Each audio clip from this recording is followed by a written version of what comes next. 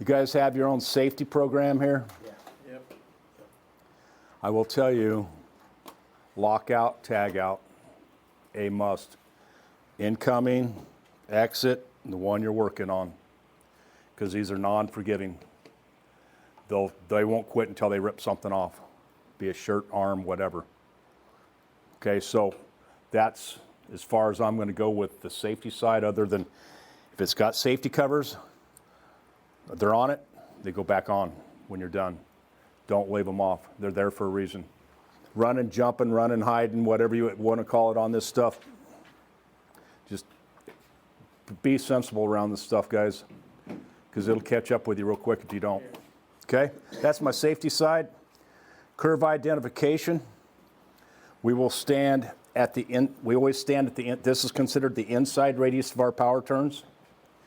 We always stand at the inside radius looking out. So this would be right outside, right inside, left inside, left outside. Okay? Outside radius is your chain side. Inside radius is your inside radius. Direction of travel. All of our turns pull. In other words, if the drive is at a left outside, it's a left-hand unit. It's running this way. Okay? The only time you'll ever see a pusher is probably by a fire door, up by the ticket counter. If you have pushers, you better pay attention to your chain tension on these and lubrication a little more than you do most of them, because it's pushing this, it's running backwards. And they're not supposed to run anything over 150 feet a minute backwards. Probably 1% of our conveyors are pushers. And they have to have full retention strips up and top. Okay? Your ticket counters are probably a smaller unit. They're probably 2632s or something. I don't know the exact numbers, but they're not the 48C39 model size. Okay, guys, so 99% of our stuff pulls. Okay, just like that. ID plates will always be located at the inside radius, center of the inside radius. Before you guys work on one, I know nobody has smartphones anymore. Take a picture of this before you go get parts. So if you don't, you're off by one number, you will definitely get the wrong parts. And you'll haul it all the way up to wherever you're going up there with the pigeons. You'll say, man, I wish I would have taken a picture of that. I got a 48C39, 48, not a 45 up here. So just do yourself a favor, take a picture before you go get parts. Okay? The newer turns will all have stickers on all four corners with the serial number and model size. The reason we went to that is because there's a wall here, there's a beam here, there's something always on the inside radius.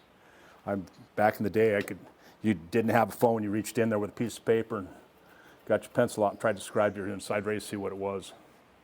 So, new build, you probably won't see it.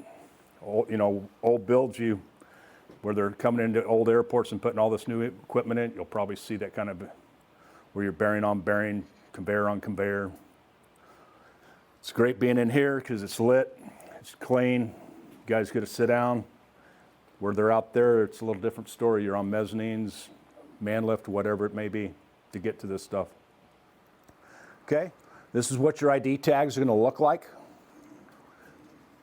That conveyor number is what's in your panel, your electrical panel. That's what's delegated to your system.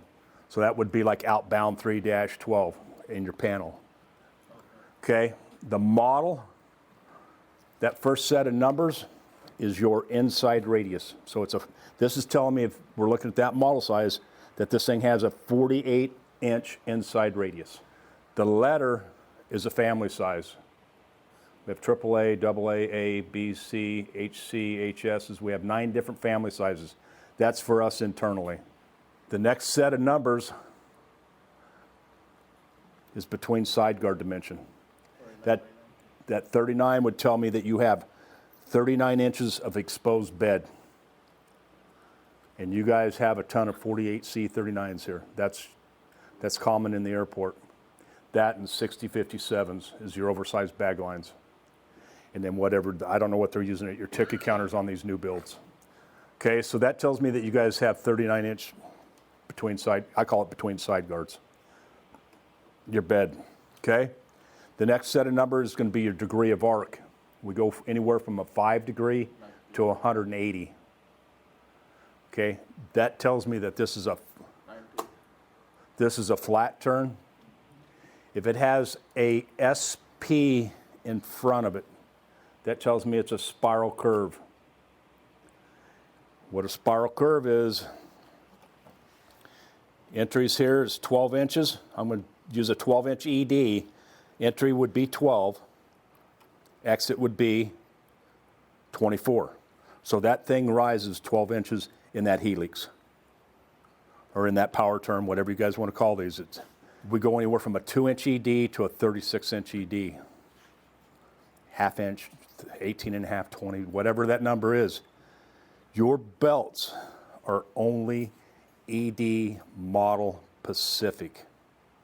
In other words, if this is a 48C39 12-inch ED, this turn over here is a 48C39 24 ED, those belts will never interchange. They might feel like they fit. As soon as you fire it up, you're going to have massive wrinkles in it. Because the steeper we get, the tighter the radius gets. So before you grab a belt for a spiral, make sure that you guys verify the elevation and model. Okay, all your spiral belts out here will be rough top belting. It won't be this PVOP material. Then the serial number is whatever is assigned to us when the product was bought, the year it was built. And then we're still out of Canyon City, Colorado. Corporate now, Interroll Corporate has a corporate office in Atlanta, Georgia. So they do all the 1.9 rollers and drive rolls and racking systems down there. But these will stay in Canyon for probably some time. Okay, the new ID tags will have Interroll on them instead of Portec.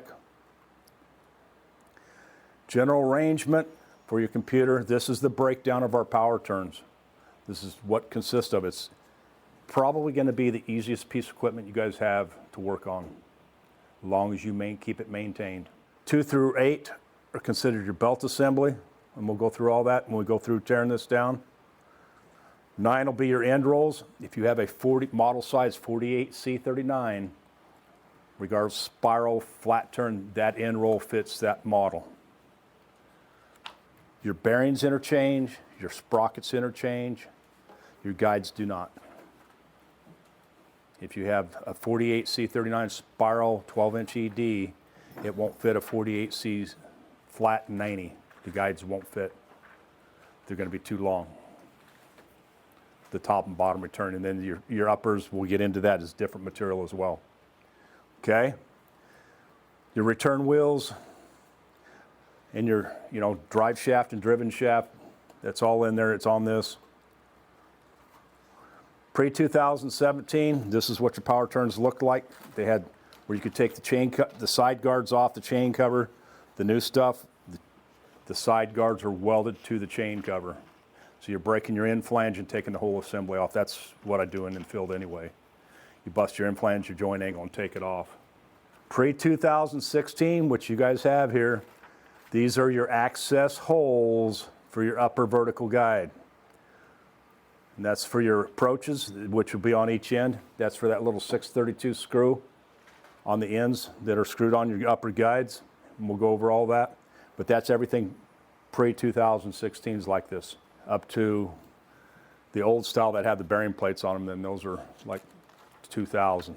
The new stuff that you guys have now from 2017, we got rid of that ledge and it's straight across now, so you got easier access into it without the access holes, which makes it easier for maintenance guys.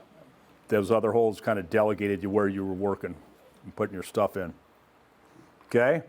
Every power turn will be metric. So you'll have to have 13, 15, 17, and 18 millimeter wrench.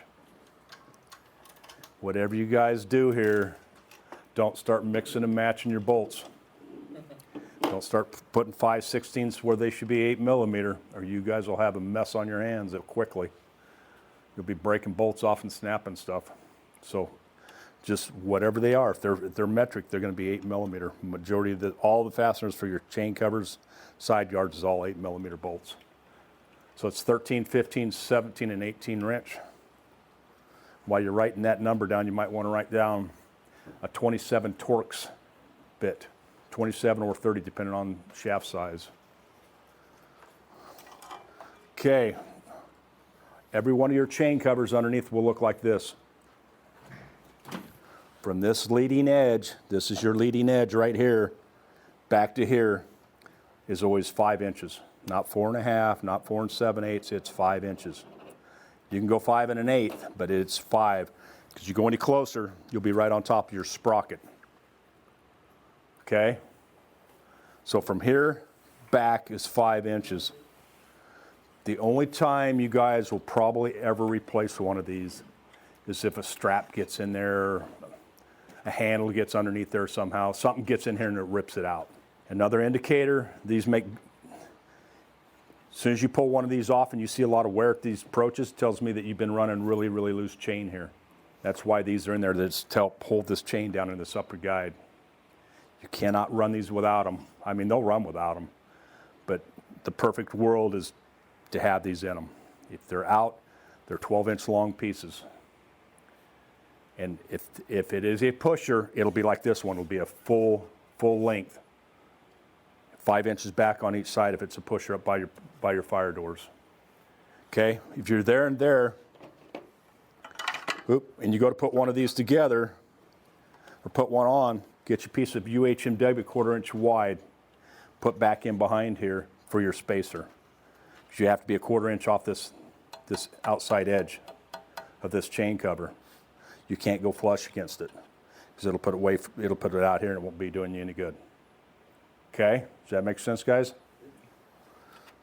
You with me, bud? Don't fall out on me, man, because you'll hit your head. If you start falling out, man, you're close, you'll be done. Okay, guys good with chain covers? Retention strips? Yep,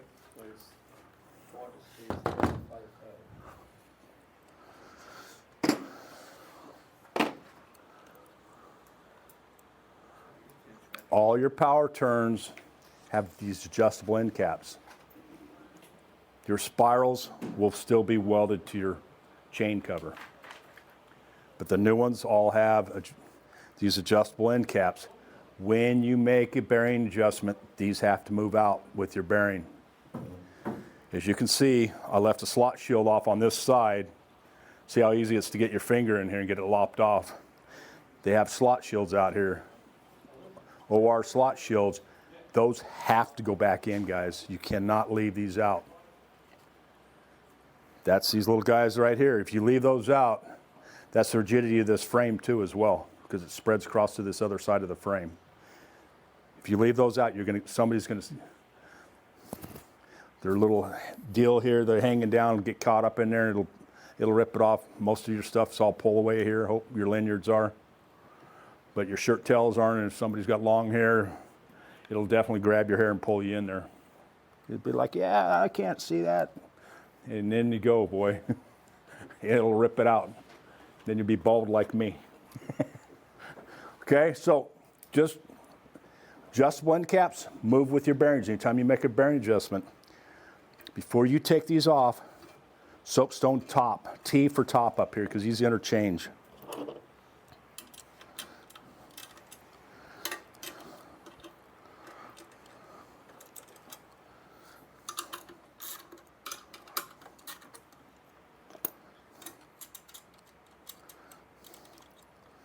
All your nuts are going to be as serrated whiz nuts. Whiz nuts, I don't know what you guys call them here, flange nuts. Same thing with your bolts, they're all serrated.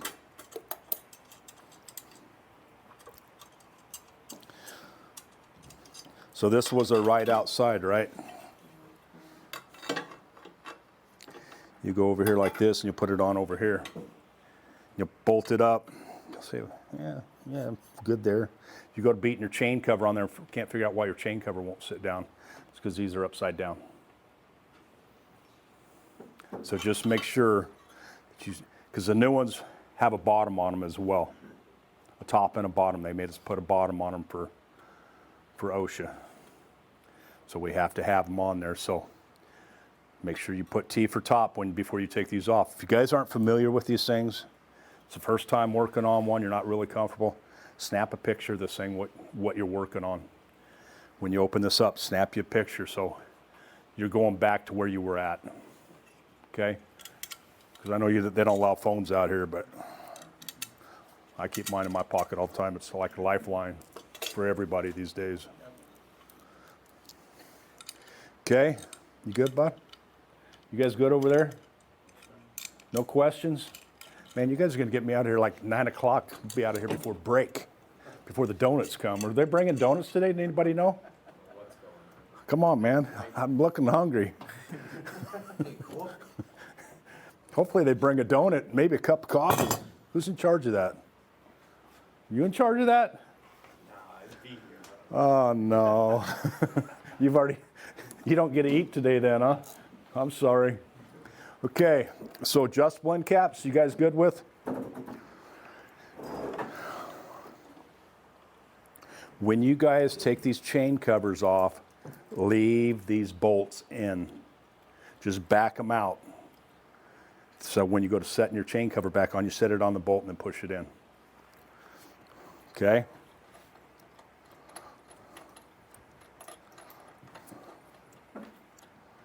Is that your Cronus mask? Coronavirus mask? Yeah. I shouldn't joke about that stuff. Scary stuff. Especially if you fly a lot. Hopefully they get it contained.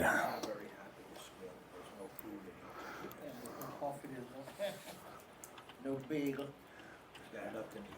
You know what's nice is 3M's loving this because they're making millions off these masks. People that make these masks. Because it's going to be a thing of you go into the airports and everybody will have them on. You go into subways, everybody will have them on. It scares me because I travel a bunch.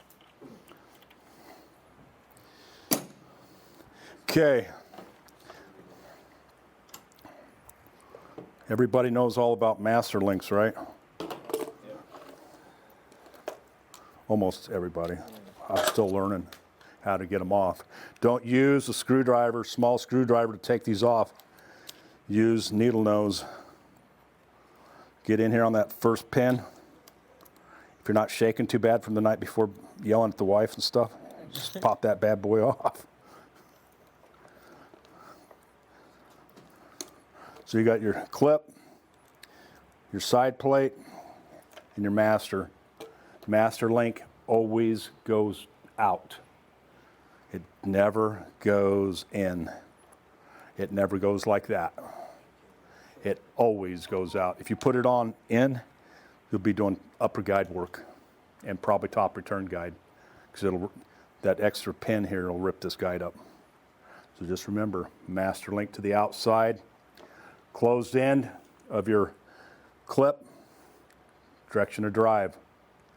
So it goes around like this, not like this. Okay, just remember. And when you put them back on, you put them halfway in, and then you clip them in. You clip from here to here with a pair of needle nose. Okay? That's all I'm going to talk about chain.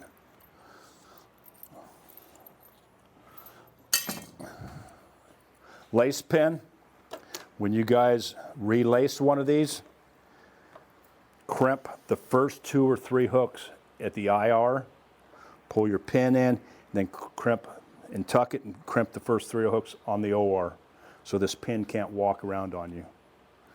Do not use solid core pin. The blue Flexco pin, don't use it on our power turns because it'll end up breaking on you. Because these are conolytical rolls, okay? It's 065 pin. All of our lace is 1A short pin lace, clipper lacing. That's on every power turn we use, is 1A lacing. Okay?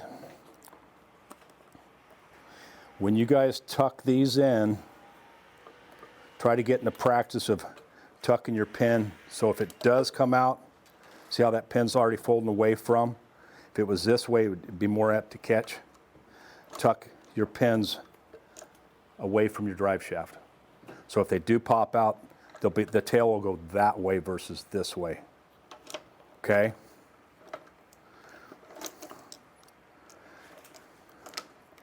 And then you're going to get your pin, like I tell everybody else, you get your pin, you can only pull it out that far and it's sticking on you.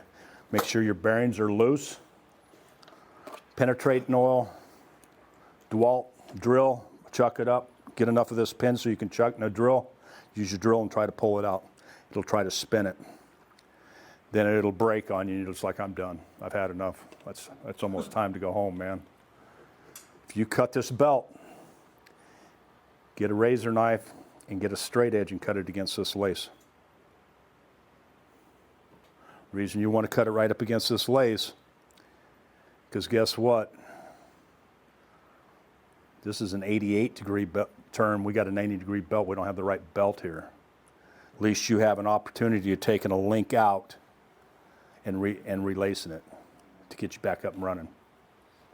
But because if you just come in here, because the first time I did it, I came in here and just cut and pulled.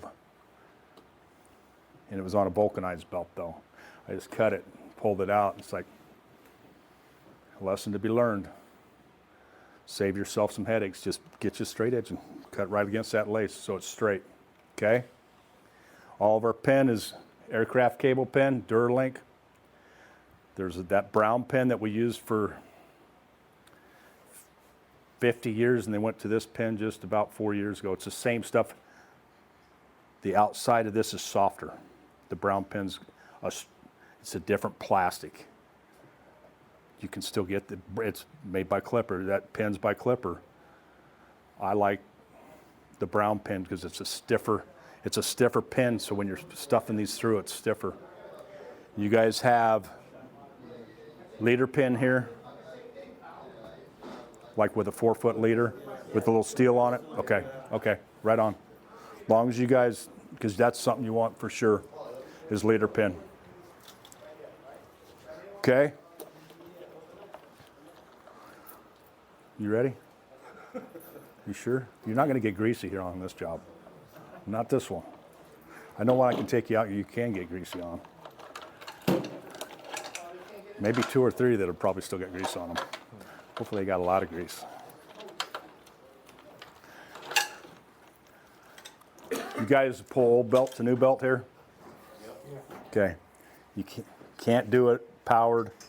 And with these new Mobi that you guys have, Mobi gears that you have here, I don't know how, the old ones you pull the fan cover off and spin the fan. And I have a chuck that I made for my drill that spins the fan. The old guy's the guy that runs the fan. He's running the drill. That's usually that's me out in the field when I'm doing these. It's like I'm doing the fan, you guys are watching this, pulling.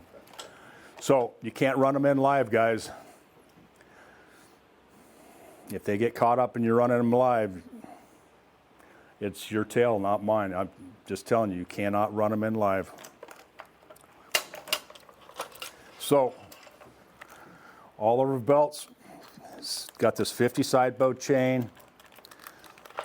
Was a patent chain attachments. We were the one that patented it. That patent went away about 12 years ago. So there's other people trying to make the same chain, same attachment. It's not the same chain. I'm just going to forewarn you. Okay, you guys good with belts? I'm not.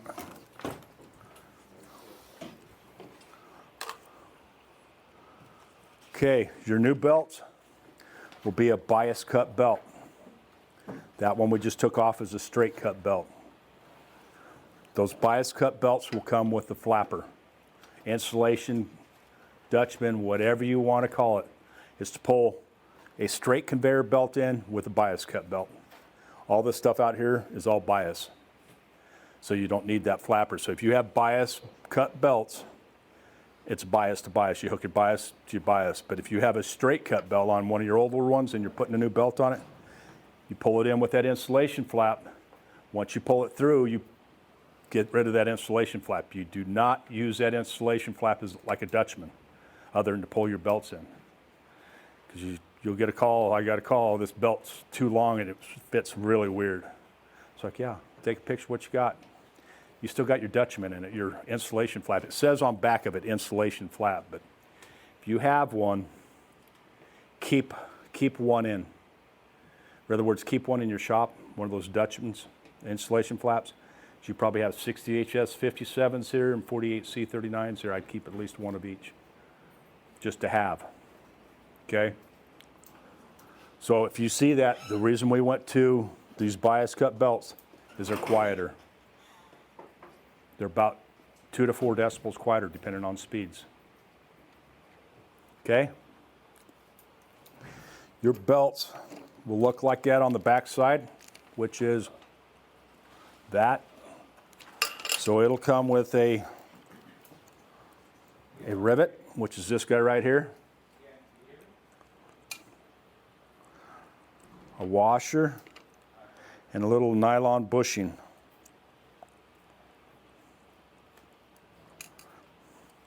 So you'll have this, like this, then your nylon bushing. And then we have a machine that peens these over. It's calibrated every morning before they start. Peens these over so where these are tight. Now we make a threaded rivet for maintenance guys, which is this guy here with a little thread in it, threaded screw on it. If you guys use these, which is this one right here, which is pretty, they're great for maintenance. You have to use red 272 Loctite, not blue, not green, not purple, but permanent Loctite. You cannot use these without it because they'll just vibrate back out on you. So if you see one of these that have lost, this has gotten ripped out, I'm locking it out, tagging it out, rolling this thing up and putting one of these in. Because if you don't put one of these in, it's just going to keep migrating around this belt. And you'll start getting a lot of slop. You'll be doing sprockets guides. It's a lot easier to change one of these out than it is the old school way. We used to peen them over, roll them over with a hammer, ball peen hammer, get a steel plate on there and smash your thumb and bend your washer so it looks like this one. You get it all bent, probably cracked your nylon washer. You don't know until you run it. So if you guys do a repair, do the threaded rivet one. You ready to catch, bud? Can you catch it? You sure? See how you are. He's out. But that's what they look like, guys. 272 Loctite, red. All these other fasteners, 242 blue. So you'll have to use two kinds of Loctites on our power turn. I have a, like I told the other class, in my service box, I've got a DeWalt organizer box with my rivets, washers, bushings, master links. Everything for a belt. That red Loctite and that little Allen wrench is all in a little DeWalt box, which makes it quick and easy for you guys. You grab it and go instead of, I can't find, when you're doing guides, I can't find these 632 screws. You know, the little, on your screws, I got one for guides and I got one for belts. These little 632 screws, you're out in the middle of nowhere and it's 2 o'clock in the morning. You'll have to go to these face plates on electrical boxes. That's about the only place I know you can get a 632 screw at 2 o'clock in the morning. Then once you pull it off, put it over there, I'm lost, I stole screw. So next time I come out here, you guys ain't, all these face plates gone. Brett said, just take them off the face plates. That's where we get our 632 screws. But, okay, so you guys good with belts, rivets, threaded rivets? You still good? Okay. You're teaching the class tomorrow, so pay attention. So I'm gone. You guys good with belt? Lacing?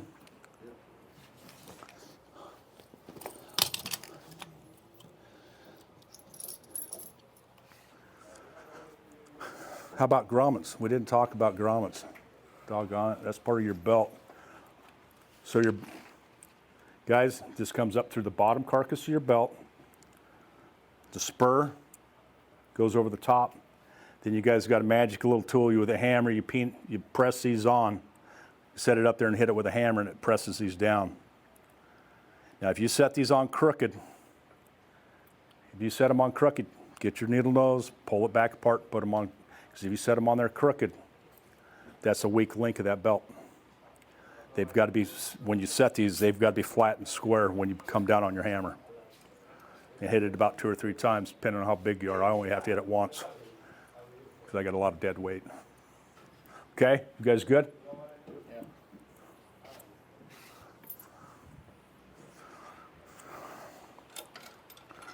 That's your slot shield, the IR slot shield, which is this. This is what you guys will look like on your 27 tooth. It won't look, because this is a 17th tooth, but they'll look like that. On a 17th, yours will look like that. Those are on the inside radius of our frames on every power turn. Your OR or your IR slot shields will go between your bearing and your frame, and they'll look like this guy right here. This turn's too small for them, but they'll look just like that. And they go between bearing and frame, just like that. Okay, if you guys hear ticking coming from the inside radius, it's probably because you got this thing racked. It's not sitting in there square. You hear like tick, tick, tick, tick, tick, and you got fully keyed shaft in there. It's because this isn't sitting square with your frame.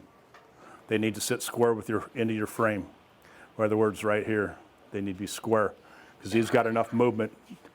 We made these big enough to accommodate like 7 different bearings, depending on who's doing the integration on these. Okay, but if you get ticking on the inside, that's because of these. Okay. OR slot shield to the inside of your frame, always. Okay, you guys with me back there? Don't pass out on me, bud. I'll get you some booze. What are you wanting? You want a shot of whiskey? You sure? They got some scotch on that cart out there. I seen the guys hitting on it just a minute ago. Okay, end rolls. You have 2 style end rolls here. You'll have your new style, which will be a clamp collar. This is the old style, which has set screws above your keyway, opposite keyway, set screw 2 at the IR. Those are your old style rolls. Your brand new rolls will have shaft collars, and that's these little guys right here. When you set this this roll at 1 3/4, when you set that roll up at 1 3/4, you'll set that first shaft collar.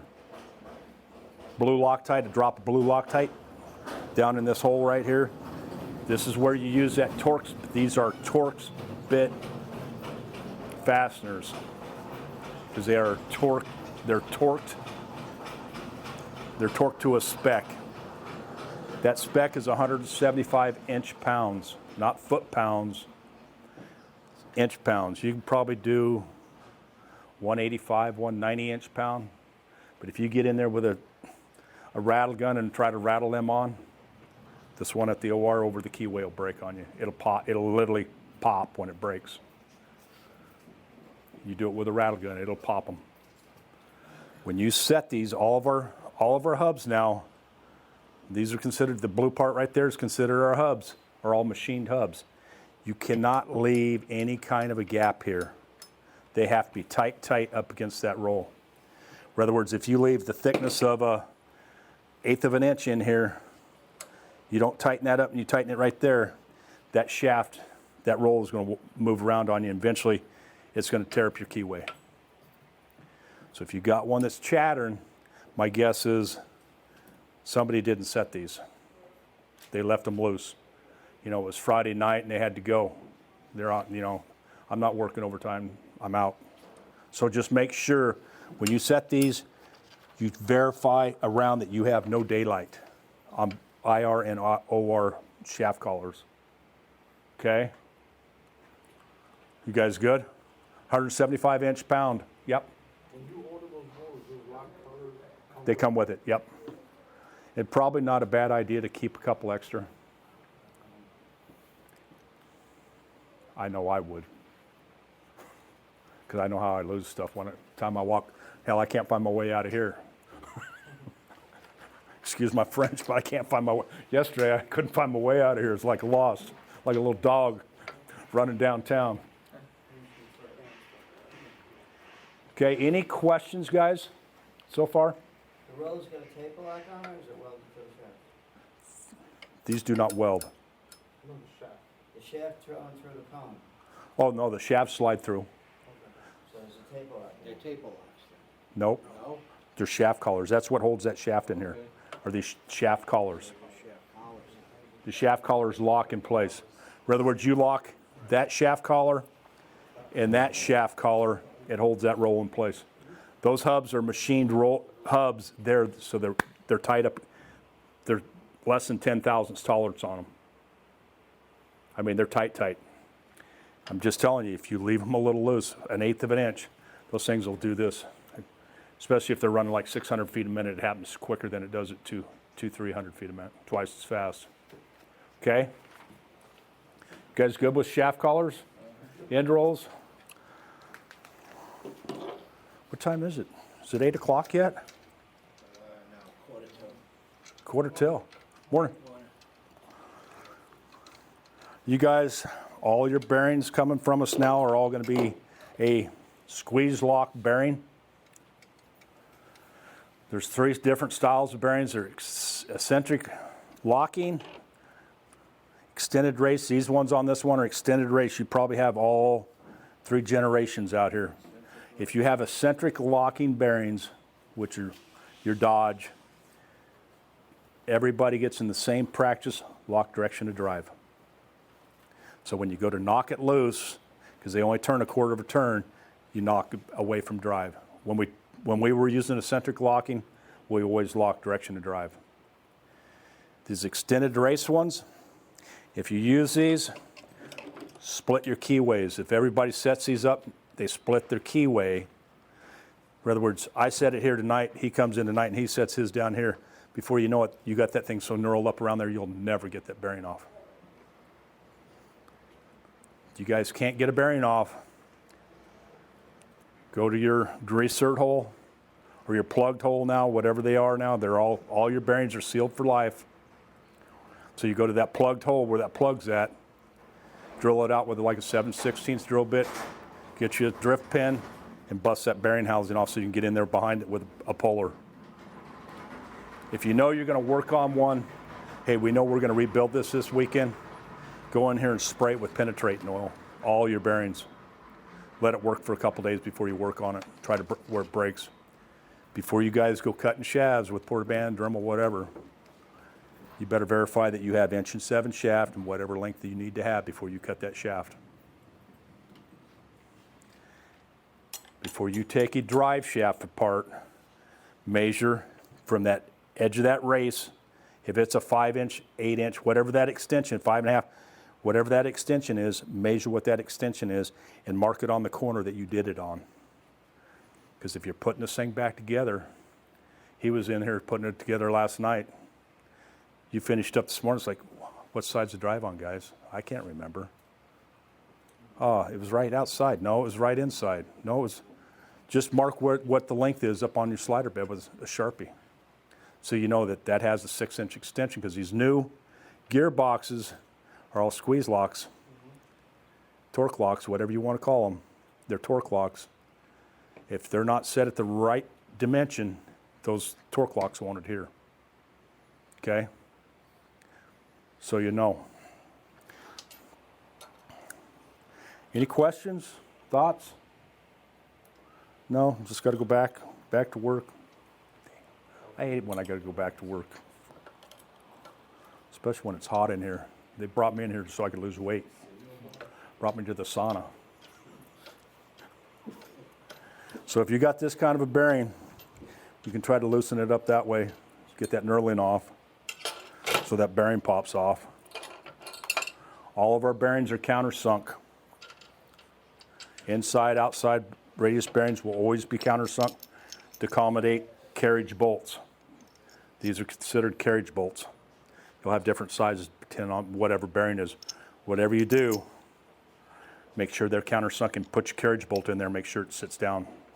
Because if you don't countersink them and you leave a gap like that and you start it up, those bearings will sit there and just rattle. You can't figure out why they're rattling, it's probably because you forgot to countersink it. Okay? And we drill them out. You drill them? You're the head driller, huh? A lot of our bearings are not countersunk, so we drill them one side. Like a 13/16, 3/4, something like that. So it goes through. For your bigger bearings, I think it's like 13/16, 3/4 drill bit. Yeah, you order them that way, but sometimes they don't come drilled, so we gotta pump them out. Okay, so you guys good with bearings? OR/IR bearings? All your bearings will interchange. Your IRs will always be a 3-bolt. Your ORs will always be a 2-bolt on every power turn. Your rolls will interchange, your sprockets will interchange, as long as it's model Pacific. If it's a 48C39, that roll will fit any 48C39. Now, if it's an old one, a C4838, which you guys have here, somewhere in this system out here, I know you got some old ones. If they're old ones with bearing plates on, those rolls will not interchange. Because they're the C4838s are 42th and they're inch narrower, shorter roll. So you know. Okay? Now on your stuff, yours is long enough so you can roll these bearings, these rolls up, stick a flat edge, wonder bar, whatever you got across your next conveyor. You can pull everything from the outside. Your sprockets, your rolls can all come out from the outside. You should never have to take your IR bearing off unless you like taking things apart. I don't. I never take my IR side guard off either.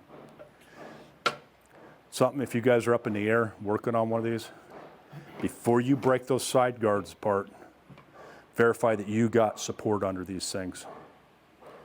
That they didn't shortchange you, like on the 45s, they only put one center support under here instead of one on each end. Because if you're up in the air and you cut, and the only thing that's holding it is the end flanges of that side guard, you break it loose, that thing's going to drop. I had it happen to me, and I was 30 foot up in the air on a conveyor. Thank God it caught the other conveyor. Just throwing it out there. Just verify, look under it real quick, make sure you got decent. If you don't, get your chain hoist or whatever, come along, whatever, to support that frame so you're not going to find yourself at the tail. So I tell you what, after I got done on that one, I was done for the day. It's like, I'm done. I'm out of here. You guys can finish this. And it happens. It was a brand new build. Okay, just forewarning you guys, just make sure it's got support under it before you, if you're up in there and you're popping things apart. Okay? You guys good with end rolls? I'm not yet. Okay. So that's that magic number for every end roll, which I didn't give to the other class, but I'll leave plenty.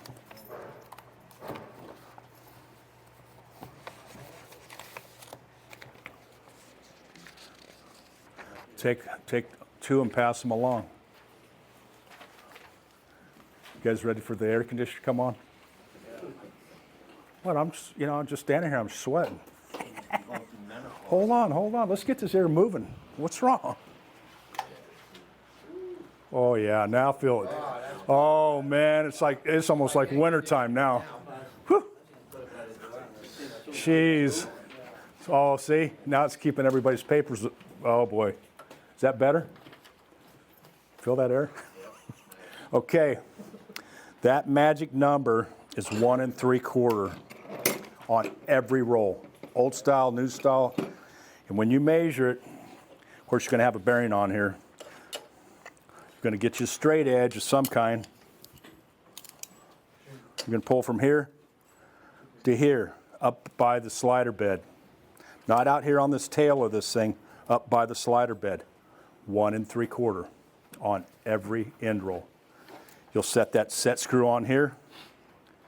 Come back and verify that you have 1 3/4. Not 1 13/16, not 1 7/8. Definitely not 1.5 inches. If you set it 1.5 inches, you'll be on top of the grommets on that belt. So if you spend any time setting something, 1 3/4. it's 1 3/4. What is slider bit? Up here by the slider bed. You'll get you a straight edge of some kind. And you'll measure right here to this side of this, because that's the side of the roll. When you guys go to putting this back together, it's 1 3/4. Okay? Keep them. Give them to that other class because I didn't get them. I raced them out of here. There's NASCAR in it. Okay, so 1 3/4. If you set that at 1 3/4, and this is a reference only number, you can hang your tape back to 2 5/8. That's where we start them up in the shop. You might have to move that sprocket in or out 1/8 of an inch, but that's real close. Guys, do not start these up and leave sprockets loose and think they're going to self-center. It's not a straight conveyor. It has side bow chain. This chain does this. Straight conveyor doesn't matter because it's straight. If you got merges with chain on them, they won't center, especially if your upper guides wore out. If you guys are having problems with one, and you can't figure out why you can't get it to run, verify that your guides are 1/4 inch thick. Because if this guides wore up top, down to 1/8 or almost to steel, you'll never get the sprocket to line up correctly for you. Okay? So 1 3/4, 2 5/8 is a good start. 2 5/8 is reference only, guys. Upper guides. These are weld in. All your new stuff will have weld in upper guides like this. It's 3/4 by 1/8 inch strip. This comes out of here so you guys can see it in class. So it's 3/4 by 1/8 inch strip. You guys will have 1 3/4 or 1 5/8 tails on these. Your tails will be long on them. Just make sure that they're bent over to where they're just missing the belt by about 1/16 to 1/8. So you have decent approach. And make sure they're rounded and beveled. And that these screws, these 632 screws that we talked about, are down below this groove. When you set those screws, you want to stay down below, because if you get up in here, that's where that pin of that chain rides. You'll hear a lot of chattering. And make sure it's countersunk. 632 7/64 drill bit. Got another thing I didn't hand out yesterday. That's why I got extra.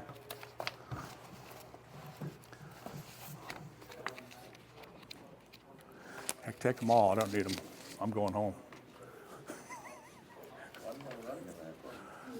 There's drill bit sizes on here for your old style and for these power turns as well. Drill bits and taps. So you guys are all have everything that you need. Okay? The extras, make sure that you hand those to the guys that were in class yesterday. Okay, so to put one of these on, take one of these apart, you'll take that little 632 screw loose. First, you'll drill out these because you'll have the 1/8 inch pop rivets on this horizontal. On this horizontal piece will be 1/8 inch pop rivets. Then you'll take the 632 screw out. Then you can take this upper out. Reverse order, going back in, guys. You'll get this. Get your pair of vice grips. Put your material in here. I use sheet metal clamps, duck bells, whatever you want to call them. I've actually welded some of this 3/4 by 1/8 inch strip to my duck bells to make them easy. They're longer duck bells. So that you do about 6 of those. You come in here. Head house, level 3, stairway G north. Node 18, loop 8, device 51. Node 18, loop 8, device 51. Everybody get one? Yep. Give it to that guy right there. This one didn't get one? Give it all of them. No, I don't. Give them. Who wants them all? You're a supervisor. Give it all to him. You're the supervisor? You're the boss? Today? I'm sorry. I'm sorry. I did that out in the field, in the shop. It was good times. It's like, man, what pond are they going to wake up this morning? I shouldn't talk like that. So, a 5/64 drill bit for these 4D nails. That's what holds this upper vertical. So you'll put that 632 in. Between the first two welds, you're going to drill that 5/64 drill bit. When you drill it, it's going to stay down below a quarter. So when you go to put your horizontal piece, that's hidden behind it. You'll use the drift pin to set this flush, so that sits behind it. And you just bend these over. You know, you'll bend once you stick your 4D nail in it, you just bend it over, hold it in place. Then you come back and put your horizontal in here. And if you do a joint, like on your 90s, because it's usually your approaches that are bad, your first 8, 10 inches, because that's where it takes all the beating, entry and exits. I'm replacing back 2 foot of material. I'm not going to do that whole entire guide. As long as that guide is a 1/4 inch thick and it's good to go, I'm only doing 2 foot back. And if you do a joint,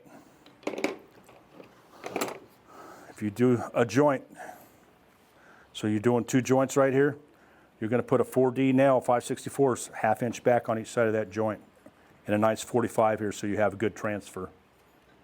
I'm telling you, on your 90s, that's where I'm at, because I'm not doing the whole guide. I mean, we got stuff that's got 500 inch outside radiuses. I'm not doing 500 inch guide if it's only this much of the guide that's bad. You have to go back 2 foot. When you go back, make sure you're between 2 welds so you don't try to drill through these welds. Okay? And if you do a joint, you suck that material over and pop rivet where that joint's at, so that joint stays nice and tight. You can use, I have actually got a deal, it screws my guide tool, it holds here and screws it tight. But you can make those eagle claws, vice grips they have, you make those with straights to come in here and grab these, to squeeze these tight to where they hold it, to pop rivet them. Okay? I'm going to be honest with you guys, this upper vertical sees the most wear on our power turns, because it gets all the abuse of this, the chain getting sorted out. Now, your flat turns have Teflon material, which is real soft material like that. You cannot use Teflon in your spirals. It has to be nylon. Never, ever use Teflon in your spirals, because eventually it'll try to pull up out of here, because this is softer material. You can use either or on a flat if you want. This is a cheaper material. This Teflon's expensive, but it's quieter. It's about, at 300 feet a minute, it's about 4 decibels quieter. And if you keep decent chain tension on these and keep them lubed, this material is great material. We use this for like the last 50 years. And if you buy this material, buy 24-foot kits. It's cheaper by the kit to do a 24 versus an 8 or 12, just buy a 24-foot kit, because that's how they come. It's either 8, 12, 16, 20, or 24. Everybody I know that I've gone to class with all buy 24-foot kits. And they usually... So, you guys good with nylon? Nylon only in spirals. Okay? It can go either or, just nylon in spirals. Okay, if you take one of these out, you replace it, that horizontal guide has a hole in it, a grease zert hole. Okay? So when you take this apart and you roll this horizontal back, get a Sharpie, mark where that zerk hole is. So when you go to put new in, you make sure you drill a hole. Because if you forget to drill your hole, that grease is going to come out from underneath the guides right here. If you don't want to mess with it, you can go back into the chain cover. Go back in the chain cover, put a grease zert back up in the chain cover. From this leading edge back, it's 18 inches. Then 1 inch and 3/16 in. That's what they are all in all the spirals. They're still in the chain covers. Because if somebody forgets this, do I want to tear this all back apart to get to that hole, or am I going to just Get me 1132 drill bit, an 1/8 inch MPT tap, and drill and tap and put it back in the top. They were there for 50 years up top. This is the new thing, but it puts that grease in a great spot, puts it up against that vertical edge. Okay? And we'll talk about lube when we get into lubing. How often, whatever, greases. So you guys good with upper guide? Seriously? Everybody's good? You guys are putting this back together because I'm going to go get coffee. Some donuts, maybe. So. It's very nice of you to buy us coffee. I would think they'd turn the air conditioner on here, too. See if they could chill us out. See if we could hang a little meat in here. Okay. Bottom return, guys. Bottom and top return before you take these out. Get a Sharpie and mark where these are at with a straight edge. Oh no.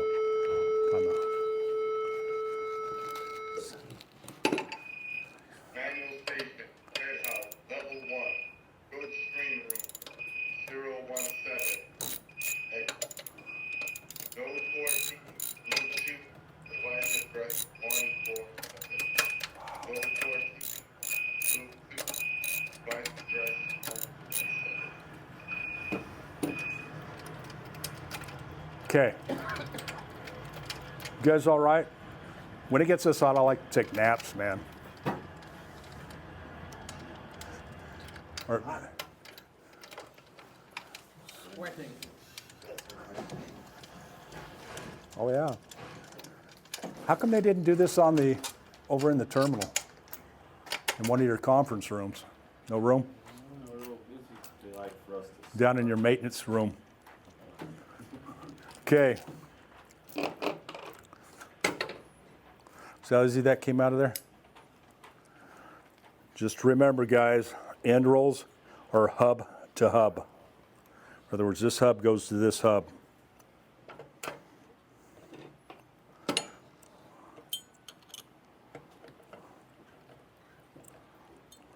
Are we putting it back together? Huh? Are we gonna put it back together? Yeah, that's why I'm leaving. I'm going to go outside and chill out and have a pretend cigarette. Hopefully it's cold enough I can blow smoke.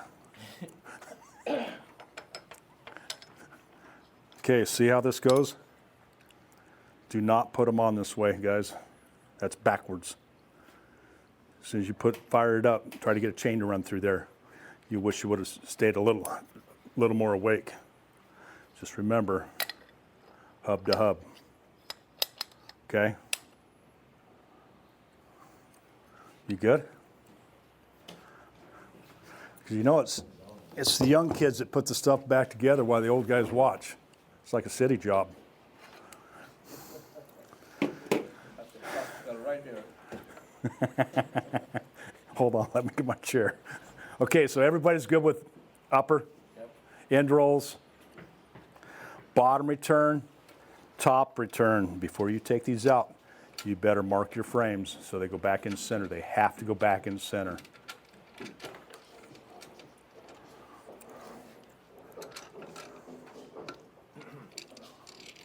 And these are 8mm bolts, not 5/16. If they're 8mm, put 8mm back in them. If they're 5/16, put 5/16 back in them. Don't mix these. This material is going to come to you already with material in it. These approaches are going to come in straight because they stack them. So before you put one of these in, just make sure you bend this down at a nice little 10 to 15 degree so it has decent lead in. Same if you have to work on one of these and I won't spend the time to whittle one of these and put new material in here. No aluminum. It's easier, quicker. Okay, so that's what your bottom return looks like. That sits in your turns like that, not like that. And it's the bottom holes in your frames. Okay, pretty self-explanatory. Just make sure that these are beveled and bent down before you start them up. Okay, bottom returns.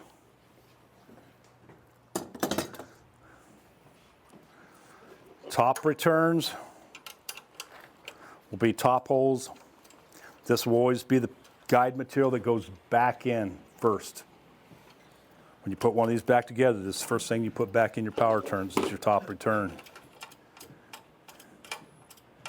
And if they're 45 degree or less, they'll come in one piece. Anything over 45 is probably going to be two-piece guides. But this is what your top return looks like right here. Okay, it has standoffs on it, which are here. These are your standoffs. Whatever length of that standoff is, you better verify if this is 1 1/4 inch. They came out of it, you're putting 1 1/4 inch back in it, not 1 5 inch, not 1 3/8 inch, not 1 1/2 inch, 1 1/4 inch. Depending on the radius of our power turns, model size, these change. All 48 C39s will have the same standoff cell. I would probably keep like 10 of these standoffs in a box somewhere, because I know how things go at job sites. Uh-oh. Oh boy. Uh-oh. I knew it. Dropping everything here. Oh no. Oh, that's the end of class. That's class is over now. Did it break? Oh, I broke it too, dude. I told you. Wilson, you better be paying. I told you. I told you I don't like being wired up. Can't tell jokes. Okay? So what's going back first in your power turn when you put it back together? The guide material goes down. They don't go in like that. They go down towards the floor. So if you have, this is what it looks like underneath when it's together. Okay? So that's how they go. Okay? Get your old guide to your new guide. Get it up on your bench. Get your old guide and clamp them together. Mark where these are at. Get a combination square and a Sharpie. Mark where these standoffs are. Because like on a 90, you'll probably have 8 to 10 of them, depending on radiuses. You'll have 8 to 10 of these. Blue Loctite inside of these. Get them finger tight to where they're real close to where your old one is. And when you guys put these in, start from the center and work out. Don't start from this end and work around. Start from the center and work out. Okay? Because these 90s and anything over 45 will come with these splice plates, which are these guys right here. Just slide them together, join them. Make sure you have decent transfer. If you have to hit it with a Dynafile or file, make sure you either that or it waterfalls. Don't let it catch, okay? Whatever you do, don't put them on like that. So you guys good? You guys good over there? If you have a joint, it's a 1/2 inch back for your 632 screws, guys. Not like this. It's going to be here and here at your joint, okay? And just good transfer and you'll be good to go. God, it's freaking hot in here. Don't complain, all right? Just be happy you got a job.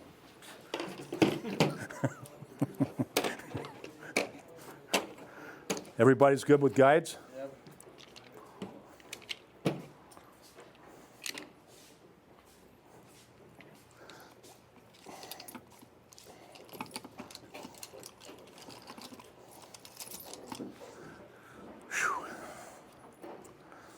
Okay. You guys have aluminum guides out here, right, on some of your older stuff? I'm here. That look like this? Your upper? Okay.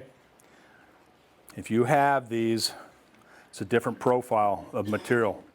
It's got the 2 grooves in the upper vertical. And the only thing that's holding these is these 632 screws on each end. And your 632 here on each end. So if you have these, and you're going to replace these, you'll take that 632 loose, that one loose, that one loose, you'll slide the horizontal out of there to get this vertical and it'll pull out. What we're seeing is why we went away from them, people were letting these things run really loose chain, and they were digging a divot right here in them. That attachment was digging a divot because they weren't keeping proper chain tension on these. And they probably, when they were running, they probably sound like that because that attachment's hitting the top of them. If you have that problem, roll your bearing up. Tension your bearing, and when you roll it, get your little pry bar under here and roll your bearing up and out. And it'll get you another, it'll gain you about a 1/16 to an 1/8 where it's not slapping this. If you've rolled that bearing up and it continues to slap, your chains wore out on your belt. And it'll, because once it digs that little ditch right here, this stuff will peel out of here. Oh, we had that many times. That Teflon guy that was John. Usually wraps around the belt in the end roll. So on these are sitting in here like that. When you get the new ones, you get your C-clamps and you clamp this tight against that outside radius, this aluminum, because it'll come like that. You'll have aluminum. It'll come with the aluminum like this. When you drill that aluminum, there's a groove right here in the center. That's where you drill your 1/8 inch pop rivet. If you drill this to the side, in other words, you need to drill right there in that center of where that groove is. If you drill it over to the side, you won't get this horizontal piece in there. You'll struggle to get it in there. So when you do this, the first pop rivet you do is always a 1/2 inch back. You'll mark this frame, this aluminum, where you put that pop rivet. Because then when you go to put this 632 screw, you're going to set it back about 1 inch and 1/8. Inch and 1/8. Where you don't go, because if what a lot of guys did when they're not used to these, they'd go right back to that 1/2 inch. They'd drill right on top of that pop rivet and spin that pop rivet. And you don't know it until that thing starts running, and then this aluminum comes loose and starts popping in there. So just a little Sharpie wherever you put that first pop rivet. Then every 6 to 8 inches, depending on radius. If it's a C90, I go 10 inches. Put one here, then one between the first two, then I'm going. Okay? If you hit something hard, it's because you've hit one of these length ribs, cross ribs. Okay, and just move it over and re-drill it.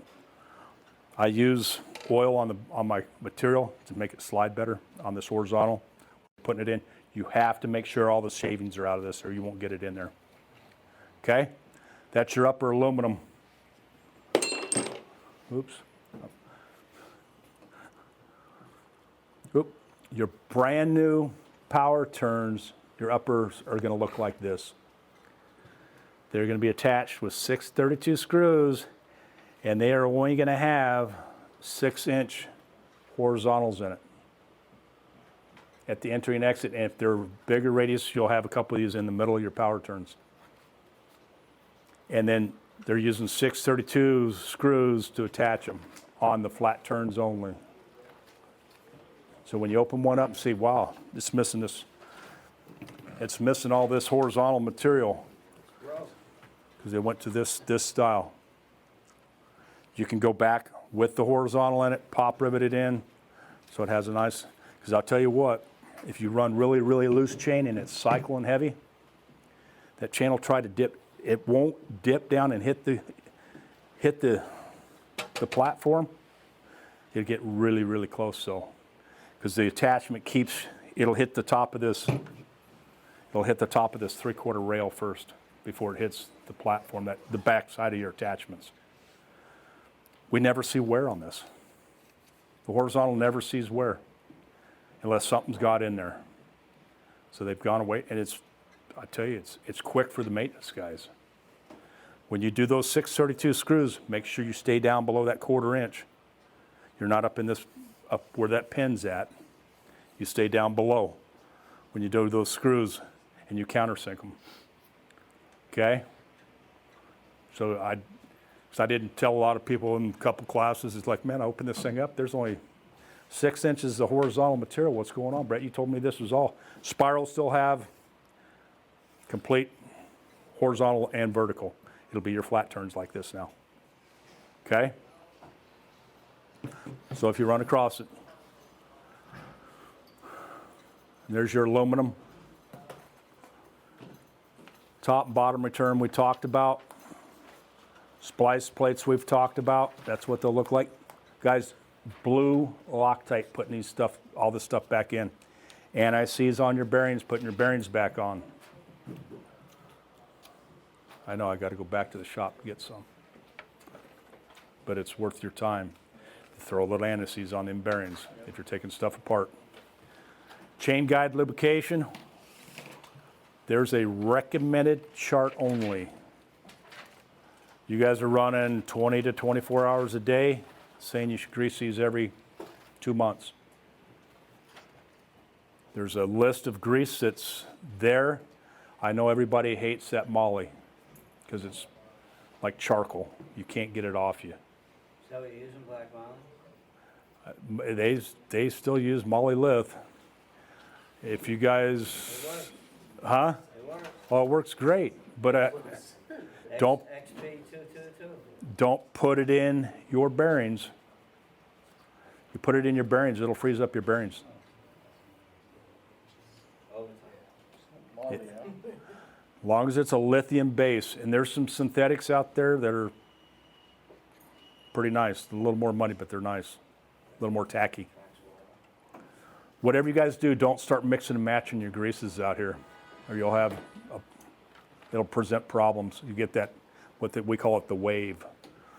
And don't use penetrating oil on this UHMW when you're cleaning these things. 'Cause that catalyst in that penetrating oil does something to this plastic. It's not compatible. Okay?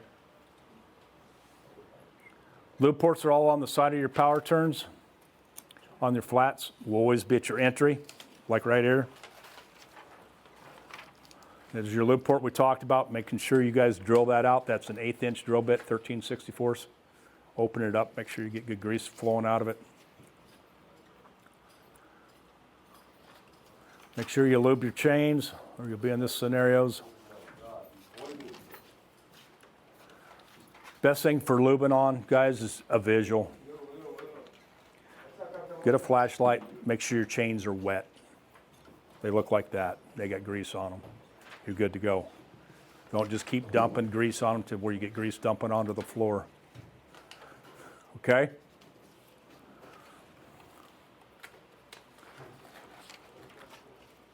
You guys get that stuff out here. It's down the road. They sleep on these. They like finding those as a great sleeping spot, good hiding spot. Crawfish. Belt returns, guys. These little guys right here. At the outside radius. If these are froze up, you better put new ones on. If they've wore down, they've froze up and they wore down through the rubber and they're onto that steel bearing, that thing's just dropped another 5/8 of an inch. There's 2 set screws right here and right here to take these loose. Lock it out, tag it up, put these on because these have to spin, guys, especially at your outside radius. This one is your singles are your entry and your exits. And on the multi, that one, you take those 2 set screws loose, you can take that whole assembly out. These have to be spinning at your OR. They delegate the height of your belt return going through here. If you let these freeze up, you'll be doing guide work. Or if they're bent up, you'll be doing guide work. I'm telling you, it's a lot easier to change one of these than it is to do guide work all day long. So if they're bent up, they start wearing funny like that, bend that hanger back down to where, see how that guide's going way up and over and you see a lot of that top return? Because this is bent way up. Got bent up, putting it in the crate, pulling it out of the crate, installing it. Somewhere down the line it got bent up. Lock it out, tag it out, grab it, and just bend it back down to where it's level. Okay? So if they're like that in the middle, see how you're level back here, you're level over here, and you see a lot of guide right here? Those attachments, you'll be doing guide work right there above that. It'll wear into that aluminum. So what's easier for you guys, to pull this down and get it where it sits level, or do guides? If you're doing top returns, you're pulling a belt off to get to them. Okay? This is like, I'm in. Okay?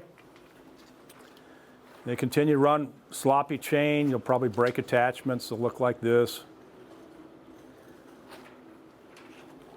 Belt chain adjustment. Always, to verify your chain tension, you check it on the drive end at the underneath side. You want to make sure that that chain's not looping down more than 3/8 of an inch. It's a visual, pretty quick. Look up in there on the drive end. If that chain's drooping down, tension these bearings up, guys. And when you tension these bearings up, keep them even. In other words, if the drive's here, you're going to go over here to tension it. Everybody goes to the easy side. They don't tension them even. They always go, oh, I got to loosen that turnbuckle.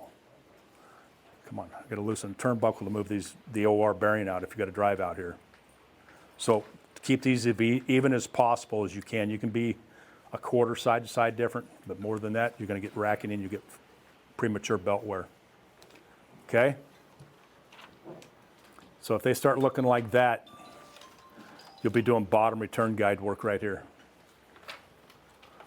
Okay? Here's the example of way too tight. It's that attachment, backside of that attachment's rubbing right there on that top return guide because it's way too tight. So there's a happy medium, guys. This is just stuff before. This is before an adjustment on an old belt. See how that chain's drooping down? That sprocket's about wore out too, but this is after. You don't see that sprocket anymore. So you guys got kind of an idea what you're supposed to be doing here. Then we'll have you guys name all the different issues that you see on this one. Still chugging along, guys. It's got wore out sprocket. It's now cut through the carcass of your belt because the chain's so loose, flapping around. It's lost one of the grommet pieces here. Top return's gone. Bottom return approach is gone. Just gets.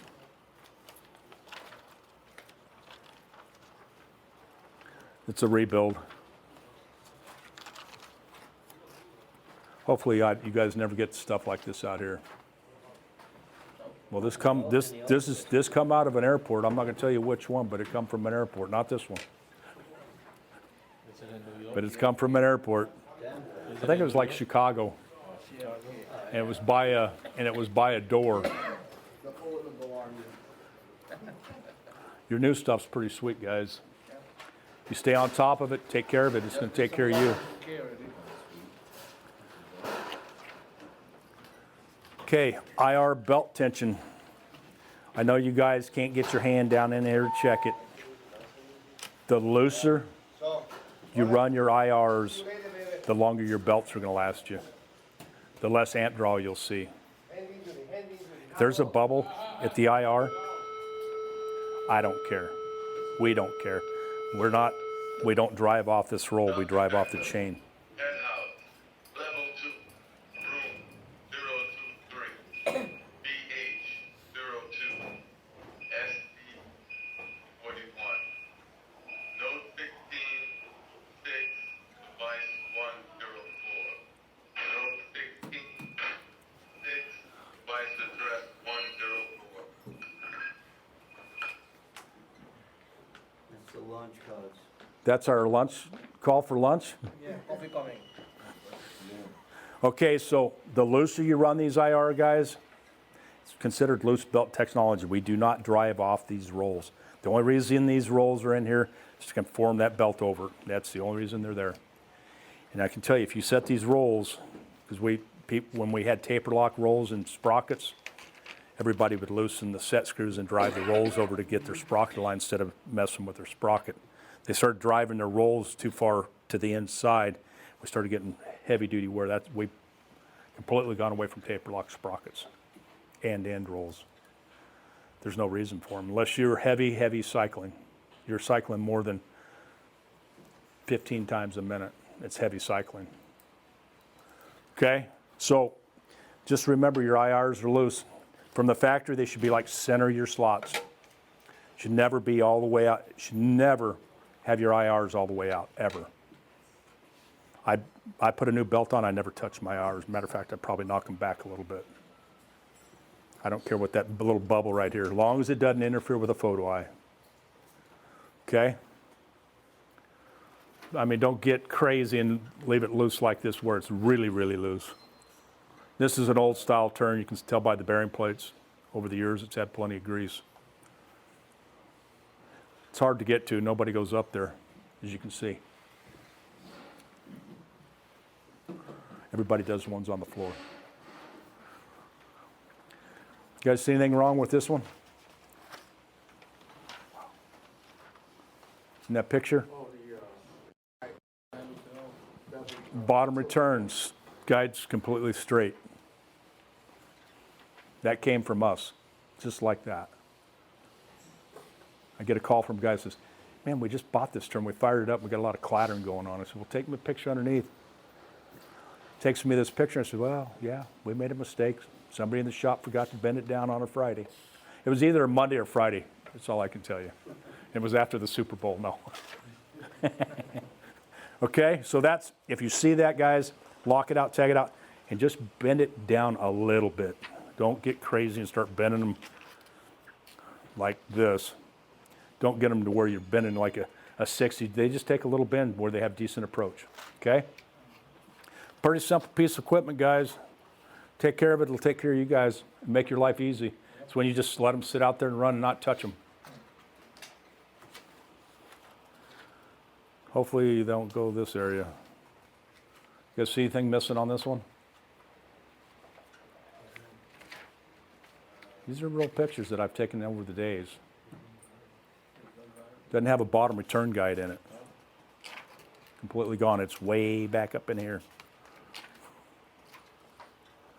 You guys probably see this kind of stuff here. Yep. Yeah. And if you don't tuck those in and crimp them, you'll probably see that. Yep. Then you'll probably see a little of that action. Oh yeah. Oh yeah. Awesome. Little of that action. Get it, squad move. That's like a handle catching it now, ripping it. Yeah, it's caught it finally. Then you guys will lace it up like that. Oh, no. You don't, huh? Nope, we don't do it here. Have you ever seen a lace job like that? That's like kids, man. I've never seen one like that. There's no pin back here, but there's plenty of pin out here. Dust detector, head house, So I level decided to use a wire there. 611, D802, Okay, guys, there's owner's manuals, check bulletins. I've already sent you guys to one of the guys yesterday. So you guys have for your computer, so you'll have all of it. He's got tech bulletins and owner's manuals. And you guys can do whatever you want with these manuals. Take them over to your shop, put them in a locker, whatever you want to do. There's that one more print in there. I don't think it's in this one though. Oop, yeah. You don't use it. That explains your spirals, guys. If you're not real comfortable with this, is a 12-inch ED. You measure from that outside foot rail down to the floor or down to a level, making sure your floor or mezzanine's level. You measure your OR foot rail, your IR foot rail, it should be 12 inches. Then you come up and do your top, your exit, it should be 24 inches. It rises in 12 inches. So if you get confused, not real sure, that's tell you about your spirals, okay? Any questions, man? This is the only class I had with no questions. It's because you guys have worked on this for years, especially you guys over here, the new guys. This is you're going to retire out here, aren't you? Yeah. Okay. Ready to put that back. Okay, so you're going to be putting this one back together. So He's gonna be running this place in 2 years.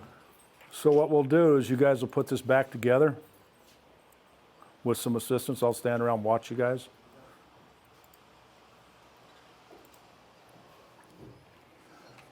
Any questions, guys? Go ahead, Wilson. Get on, Get bro. started. Giddy up. You're our number one bag jammer. Yo. Back See, to they're all the pointing, bag because jammer. see what happens when you sit in front of the class